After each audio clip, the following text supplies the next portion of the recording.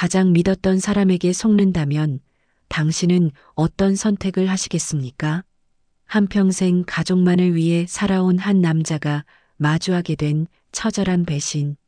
아름다운 단풍으로 물든 산속에서 발견된 추악한 진실은 무엇이었을까요? 오늘도 아내 윤혜경은 산악회에 가기 위해 준비를 하고 있습니다. 벌써 6달째 매주 토요일마다 반복되는 일상이었습니다. 처음에는 은퇴 후 새로운 취미를 찾은 아내가 대견했어요.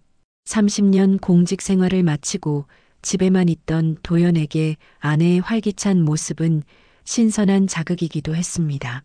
여보, 나 다녀올게요. 저녁은 냉장고에 미리 준비해뒀으니 데워 드세요. 혜경은 등산복 차림으로 현관에 서서 손을 흔들었어요. 문이 닫히는 소리가 들리자 도연은 신문을 내려놓았죠. 갑자기 휴대폰 진동 소리가 들렸습니다. 테이블 위에 있는 혜경의 휴대폰이었어요. 아직 안 갔나? 도연은 휴대폰을 들어 현관으로 가려다 알림 화면에 찍힌 메시지를 무심코 보게 되었습니다. 이번 주도 그곳에서 만나요. 다 준비됐습니다. 발신자는 박 변호사라고만 표시되어 있었어요. 도연은 잠시 멈칫했습니다. 산악회에 변호사가 있나? 뭘 준비했다는 거지? 설마. 도연은 고개를 저으며 생각을 지웠습니다. 아내를 의심하는 것이 우스웠죠. 30년을 함께한 아내인데. 다음 날 도연은 오랜 친구 최민석을 만났습니다. 자네 표정이 영 좋지 않은데 무슨 일 있나? 도연은 망설이다 어제 본 메시지 내용을 털어놓았습니다. 그거야 산악회 일일 수도 있지. 하지만 마음이 편치 않다면 한번 따라가 보는 게 어떤가? 요즘 은퇴한 사람들 사이에서 이런저런 일이 많다던데. 민석의 말에 도연은 코웃음을 쳤어요. 하지만 그날 밤 베개를 베고 누워 생각해보니 민석의 제안이 계속 맴돌았습니다. 아내를 미행한다는 것이 어불성설이었지만 마음 한구석이 계속 불편했죠. 토요일 아침 도연은 평소와 달리 조금 일찍 일어났어요. 혜경이 준비하는 동안 도연도 몰래 등산복을 챙겼습니다. 혜경이 집을 나서고 10분 후 도연도 뒤를 따랐어요. 북한산 입구에서 도연은 모자를 깊게 눌러쓰고 멀찍이 혜경을 뒤따랐습니다. 등산로를 따라 오르는 혜경의 모습은 여느 등산객과 다르지 않았어요. 1시간쯤 올랐을까 혜경은 주변을 살피더니 등산로에서 벗어나 작은 오솔길로 접어들었습니다. 도연은 긴장된 마음으로 아내의 뒤를 밟았어요. 숨을 곳이 많지 않은 산길에서 발각될까 가슴이 두근거렸죠.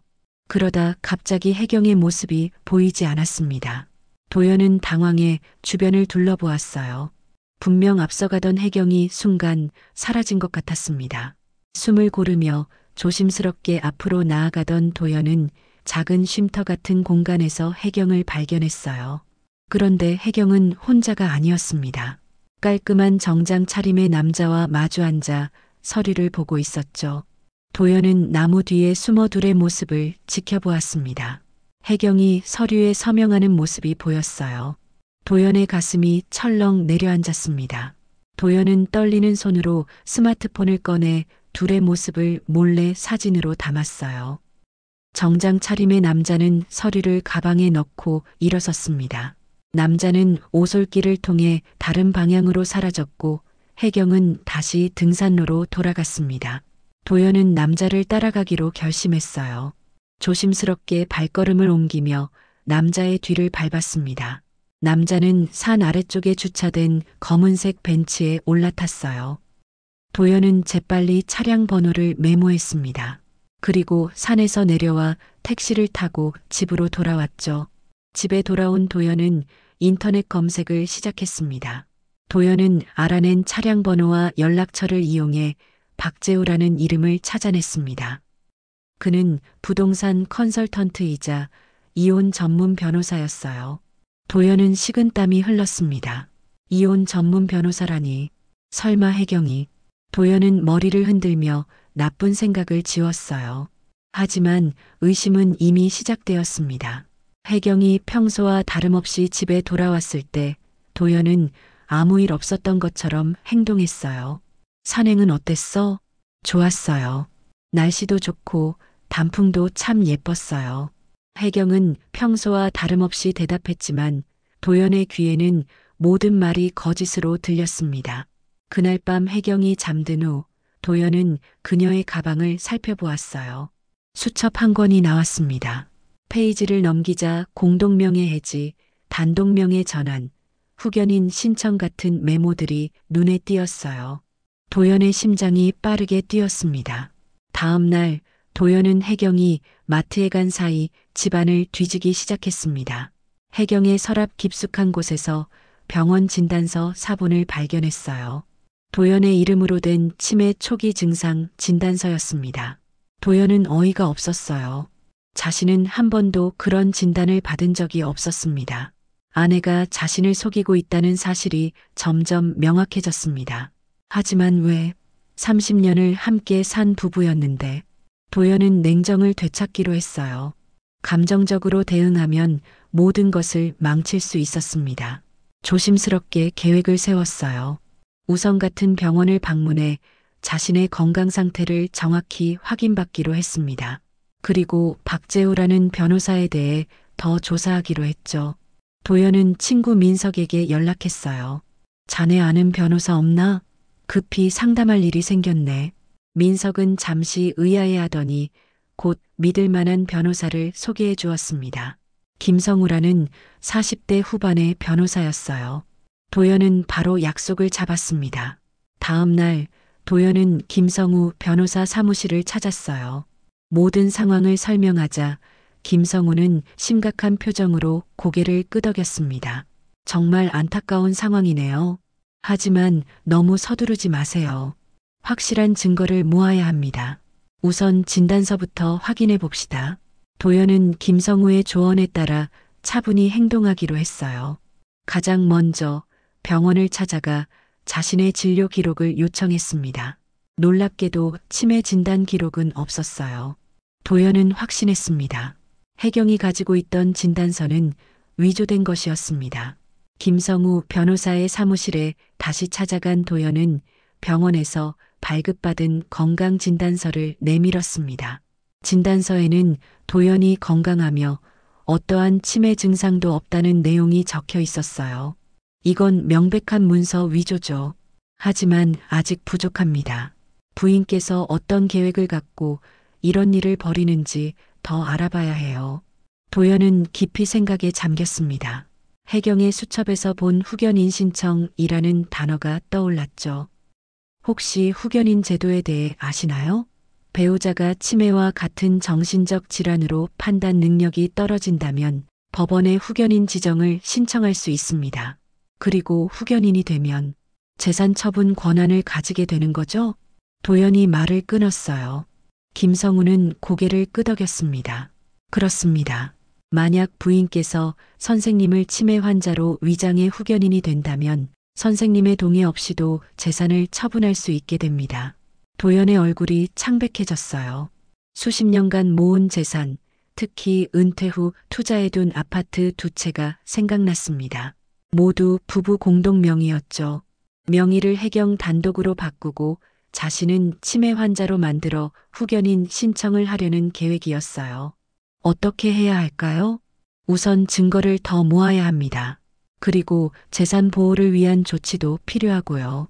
김성우는 도연에게 몇 가지 조언을 해주었습니다. 그리고 재산 보호를 위한 법적 조치도 함께 준비하기로 했습니다. 이틀 후 도연은 혜경의 휴대폰을 다시 확인할 기회를 잡았어요. 혜경이 목욕하는 동안 도연은 휴대폰 메시지를 살펴보았습니다. 메시지에는 공증 일정, 서류 준비 완료, 이번 주 내로 신청서 제출 같은 내용이 있었습니다. 도연은 증거를 확보하기 위해 화면을 사진으로 찍었어요. 그리고 혜경의 미심쩍은 행동을 더 자세히 관찰하기 시작했습니다. 아내가 외출할 때마다 어디로 가는지 기록했어요. 산악회에 간다던 토요일 말고도 혜경은 종종 친구 만남이나 쇼핑을 핑계로 외출했습니다. 다음 토요일 도연은 더 대담한 계획을 세웠습니다. 친구에게 빌린 소형 드론을 이용해 혜경과 박재우의 산에서의 만남을 촬영하기로 했어요. 산 중턱 쉼터에서 만난 혜경과 박재우는 이번에도 서류를 주고받았어요. 도연은 드론으로 그 장면을 모두 촬영했습니다. 영상에는 혜경이 서류에 서명하는 모습과 박재우가 그녀의 어깨를 친밀하게 감싸는 장면도 담겼어요. 단순한 업무 관계가 아니라는 증거였습니다. 도연은 김성우 변호사에게 모든 증거를 전달했습니다. 드론으로 촬영한 영상, 혜경의 휴대폰 메시지 사진, 위조된 진단서 사본까지 김성우는 자료를 꼼꼼히 검토했어요.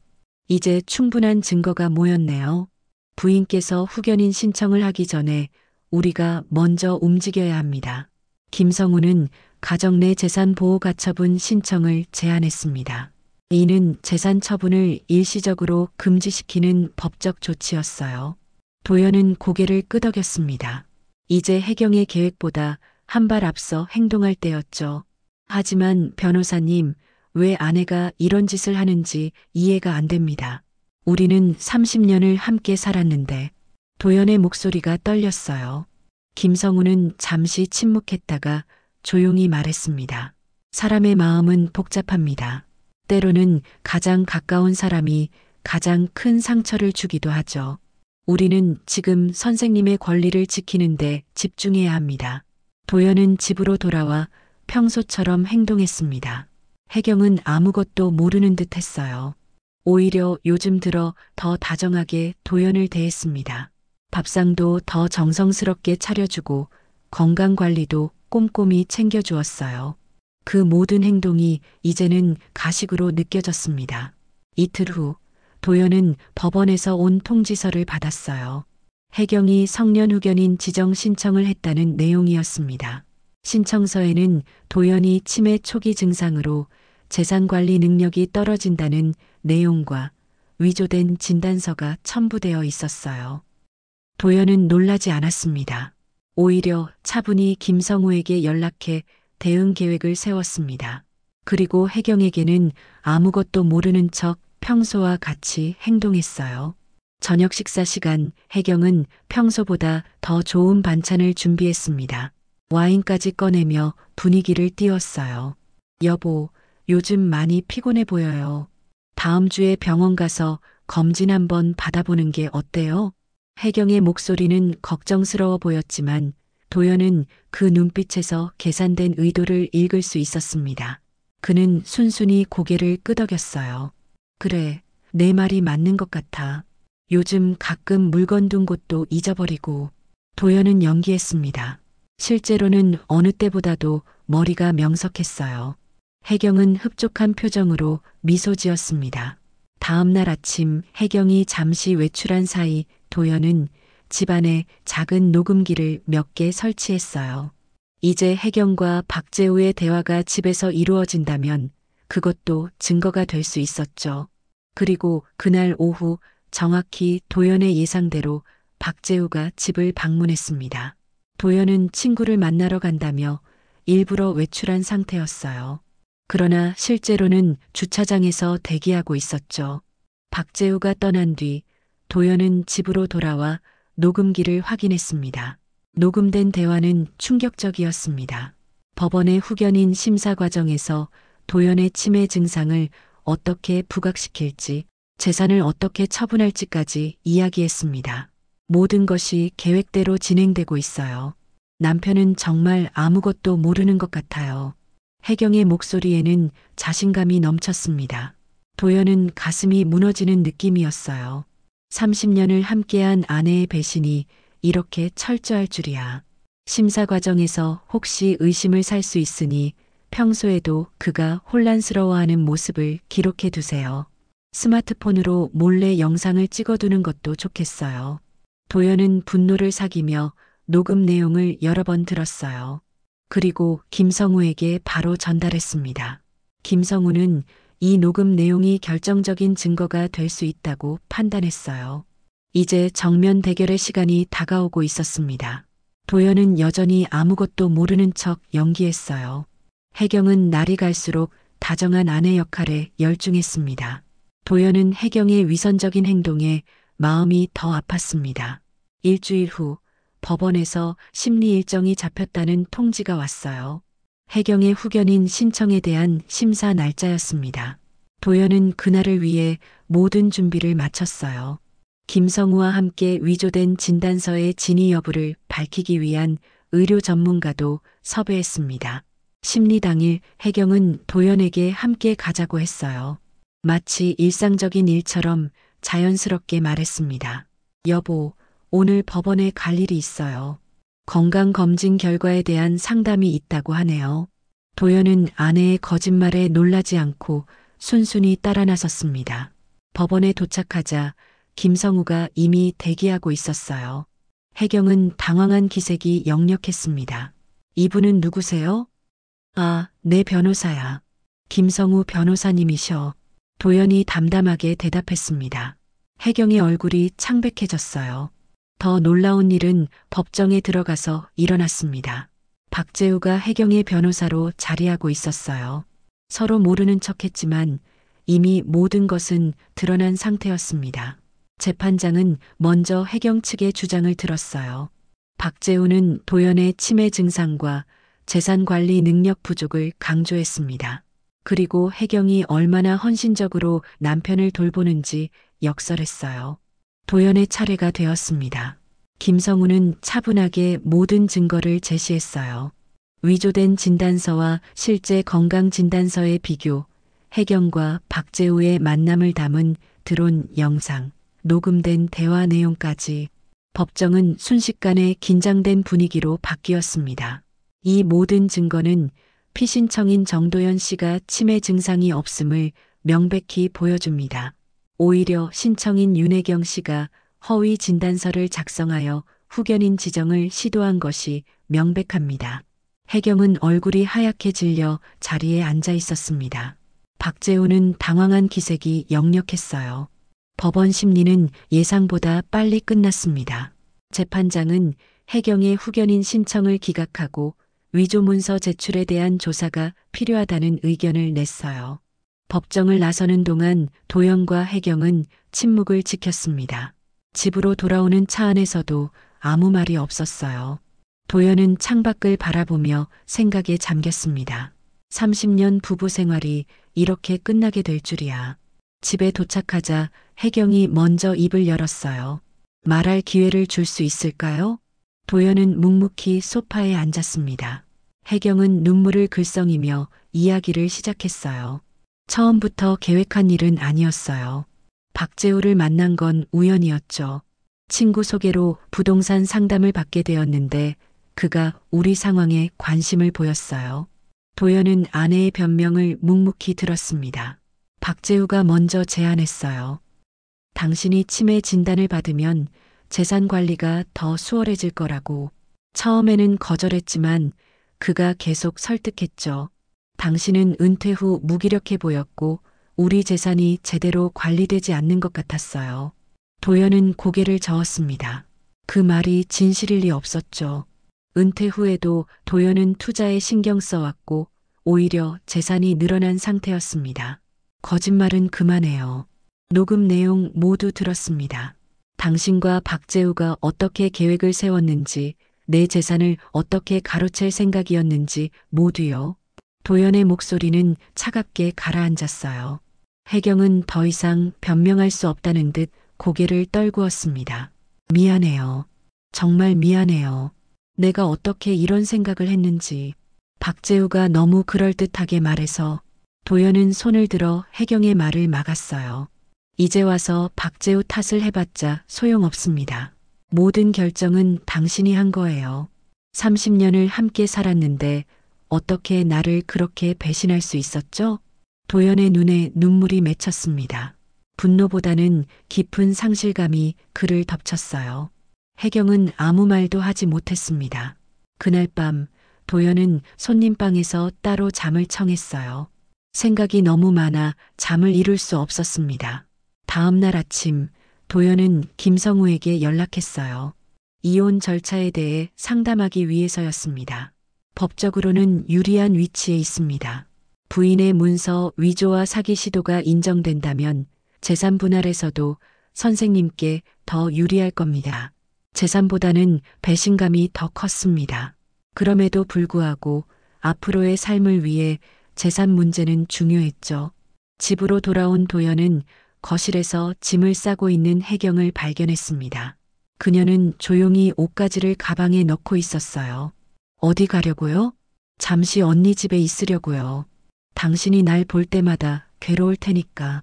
도연은 아무 말도 하지 않았습니다. 혜경이 짐을 다 싸고 현관으로 향하자 도연은 마지막으로 묻고 싶은 말이 있었어요. 정말 궁금한 게 있어요. 우리 30년 생활이 행복하지 않았나요? 혜경은 발걸음을 멈추고 돌아보았습니다. 눈물이 그녀의 뺨을 타고 흘렀어요. 행복했어요. 정말 행복했어요. 하지만 어느 순간부터인가 나도 내가 왜 이랬는지 모르겠어요. 욕심이 생겼나 봐요. 더 많은 걸 원했던 것 같아요. 혜경은 마지막으로 도연을 바라보고 문을 열었습니다. 그리고 조용히 집을 나갔어요. 일주일 후 도연은 재산 분할에 관한 합의서를 받았습니다. 혜경은 모든 재산에 대한 권리를 포기한다는 내용이었어요. 문서 위조와 사기 시도가 드러난 상황에서 혜경으로서는 최선의 선택이었을 겁니다. 김성우는 이 제안이 도연에게 유리하다고 판단했어요. 이대로 진행하시죠. 부인께서 형사 책임을 면하긴 어렵겠지만 선생님께서 고소하지 않으신다면 처벌 수위가 낮아질 수 있습니다. 도연은 고개를 끄덕였습니다. 혜경을 고소할 생각은 없었어요. 이미 충분히 고통받았으니까요. 도연은 합의서에 서명했습니다. 이제 30년 부부 생활은 공식적으로 끝났어요. 재산 문제가 해결되자 도연은 서울을 떠나기로 결심했습니다. 너무 많은 기억이 있는 이 도시에서 새 출발을 하기는 어려웠어요. 오랫동안 꿈꿔왔던 시골 생활을 시작할 시간이었습니다. 도연은 강원도 양양의 작은 마을에 집을 구했어요.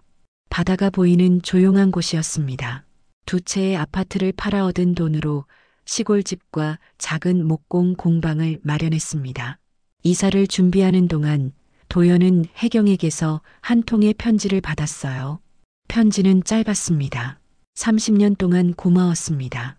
당신에게 씻을 수 없는 상처를 줘서 정말 미안해요. 행복하게 살아요. 도연은 편지를 여러 번 읽었습니다. 복잡한 감정이 그의 마음을 채웠어요. 분노, 슬픔, 그리고 어쩌면 약간의 연민.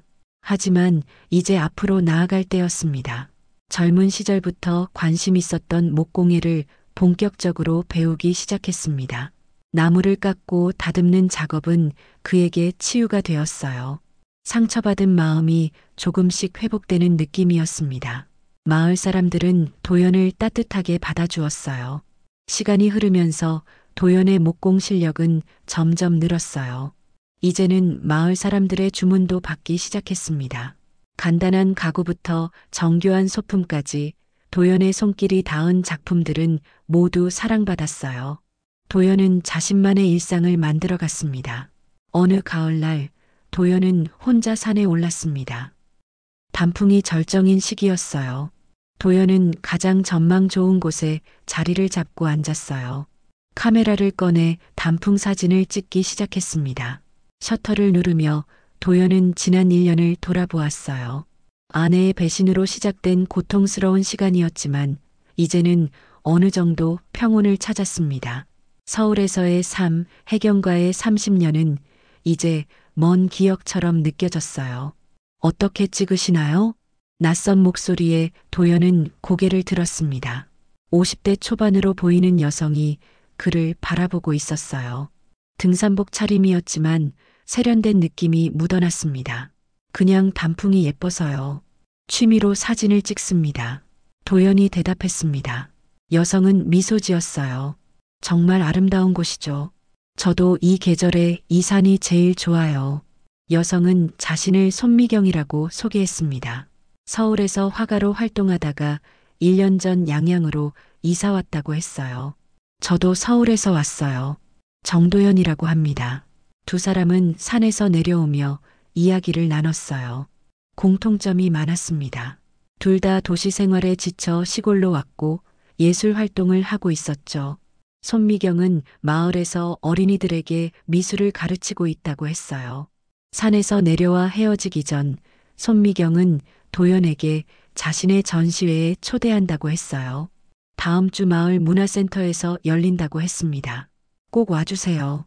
제 그림 중에 단풍 시리즈가 있어요. 선생님의 사진과 비교해보면 재미있을 것 같아요. 집으로 돌아오는 길 그의 발걸음은 평소보다 가벼웠어요. 오랜만에 누군가와 의미 있는 대화를 나눈 기분이었습니다. 그날 이후 도연과 손미경은 종종 만나게 되었습니다. 때로는 카페에서 예술 이야기를 나누고 때로는 함께 산책을 하며 풍경을 감상했어요. 도연은 오랜만에 마음이 편안해지는 느낌이었습니다. 겨울이 오고 봄이 지나 다시 가을이 왔습니다. 도연과 손미경은 함께 예술 활동을 하며 더욱 가까운 사이가 되어 있었죠. 두 사람은 다시 그 산에 올랐어요. 1년 전 처음 만났던 그 장소였습니다. 단풍은 여전히 아름다웠어요. 도연은 카메라를 들어 사진을 찍었습니다. 그리고 문득 깨달았어요. 이제 그는 정말로 행복했습니다. 서울. 그곳에는 아픈 기억이 있었지만 이제는 마주할 수 있을 것 같았어요. 그의 얼굴에는 잔잔한 미소가 번졌습니다. 가장 가까운 사람에게 속았지만 이제야 비로소 내 삶을 살아가는 법을 배웠습니다. 삶은 계속되고 새로운 계절은 늘 찾아오는 법이니까요. 오늘도 시청해 주셔서 감사합니다. 여러분의 구독과 좋아요는 사연을 전해드리는데 큰 힘이 됩니다.